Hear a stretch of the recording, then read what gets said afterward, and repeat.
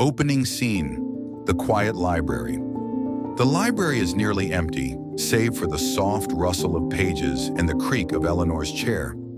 Eleanor sits behind the counter, her brown hair tied in a loose bun, her eyes distant as she stares at a blank notebook.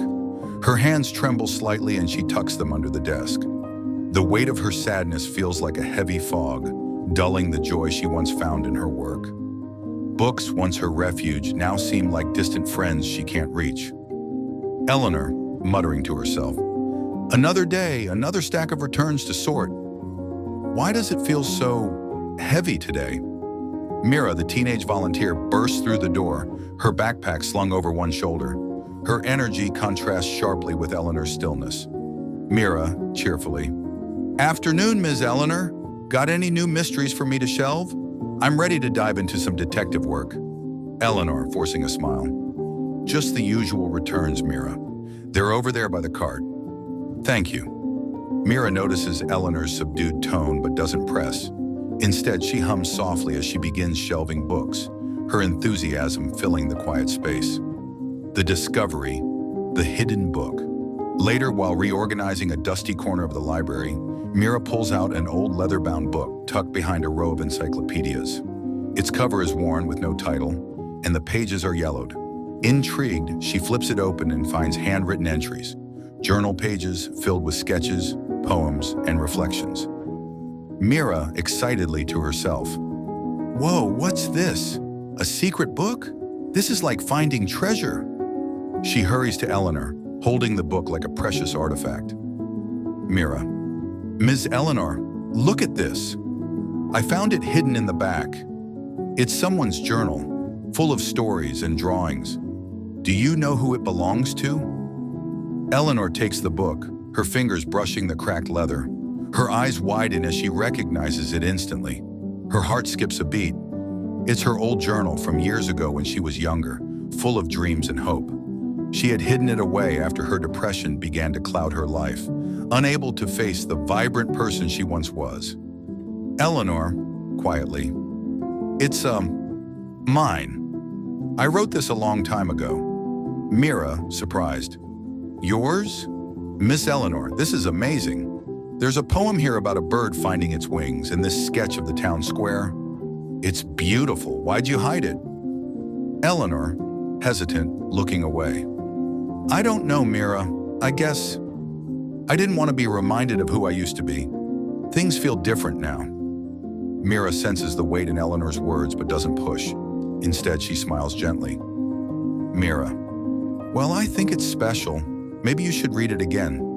It might remind you of something good." Eleanor nods faintly, clutching the journal. She sets it aside, unsure if she's ready to open it. The turning point. Mr. Hawthorne's wisdom. Later that day, Mr. Hawthorne, an elderly regular, shuffles into the library with his cane.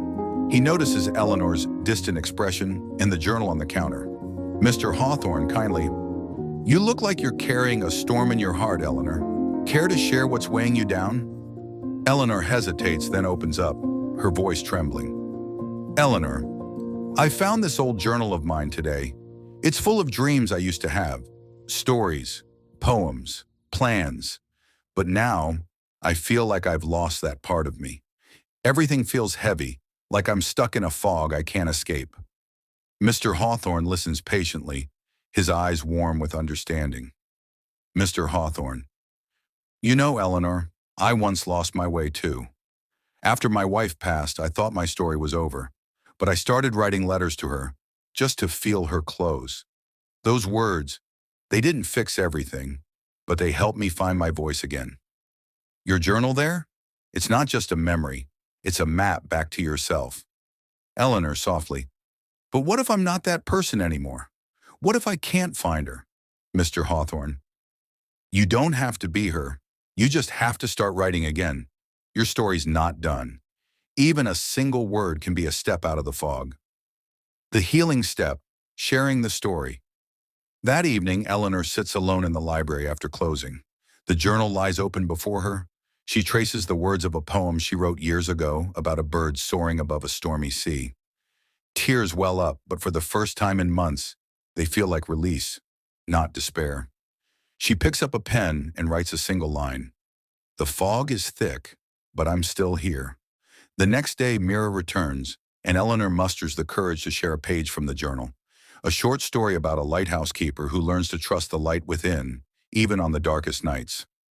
Mira, beaming. Miss Eleanor, this is incredible. You should share this with the book club, or maybe start a writing group here. People would love it. Eleanor, nervously. I don't know, Mira. It's been so long. What if it's not good enough?